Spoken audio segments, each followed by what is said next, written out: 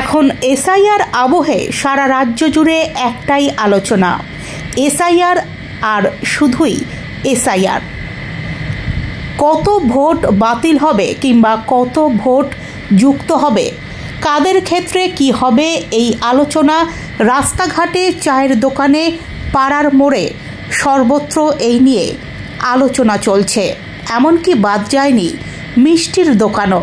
এই আবহেই এসআইআর মিষ্টি তৈরি করে হইচই ফেলে দিয়েছে হাওড়ার রানীহাটির একটি মিষ্টির দোকান।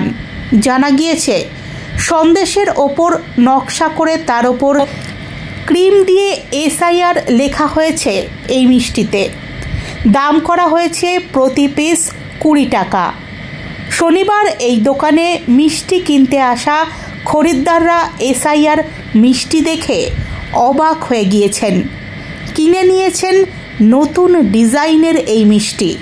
কিন্তু কেন এসআইআর মিষ্টি, এর উত্তরে দোকানের মালিক দেবাশিস পালুই জানিয়েছেন, কারণ হচ্ছে এসআইআর নিয়ে এখন সমাজ মাধ্যমে একটা বিভ্রান্তি তৈরি হয়েছে। অ্যাকচুয়ালি এটা বিভ্রান্তি নয়, এটা প্রকৃত ভারতীয়দের ভোটাধিকার যাতে পায় তার ব্যবস্থা।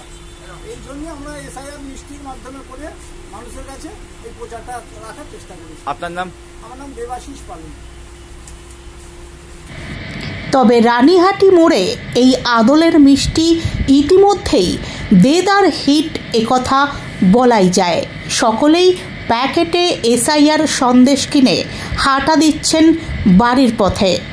এসআইআর ইস্যুতে যখন বঙ্গের রাজনীতিতে শাসক দল ও বিরোধীদের মধ্যে তরজা তুঙ্গে, সেই সময় রসে ভরা এসআইআর সন্দেশ কিছুটা হলেও স্বস্তি এনে দিয়েছে মিষ্টি লোভী বাঙালির জিভে।